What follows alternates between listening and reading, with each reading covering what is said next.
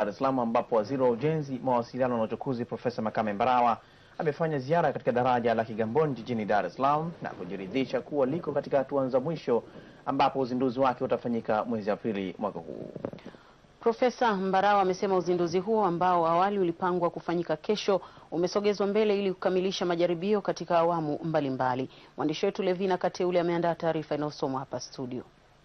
Daraja lenye urefu wa mita zaidi ya 600 lililojengwa juu ya bahari ya Hindi kwa gharama ya zaidi ya bilioni 200 linatarajiwa kurahisisha usafiri kati ya Kigamboni na katikati ya jiji. Akizungumza mara baada ya kukagua ujenzi wa daraja hilo, Waziri Mbarawa amesema daraja lipo katika hatua za mwisho kabla ya kutumika. Pima watu wataalamu wanasema dynamic load, wakati magari yanaikwa na mzigo, yanapiga brake, yanaangalia jinsi gani daraja hili linaweza kuhimili mzigo na yote.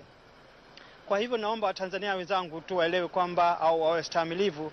Daraja hili litafunguliwa tarehe 16 mwezi wa Aprili. Kwa upande mwingine nachukua fursa hii sana kumshukuru rais wetu ambaye alikuwa waziri wa ujenzi wakati huo.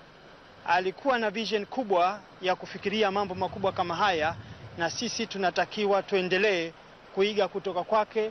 Bila ya mtazamo wake na vision yake, leo tusingalikuwa na daraja hili. Kwa upande wake, meneja ujenzi wa daraja la Kigamboni Karim Mataka amesema daraja hilo kwa sasa linafanyiwa majaribio. Ndio tutaanza kuzifungua, maana hapo tutakuwa tumemaliza kwamba ujenzi wetu wa daraja umekamilika na test zote tumemaliza, then tutaanza kufungua ile crane.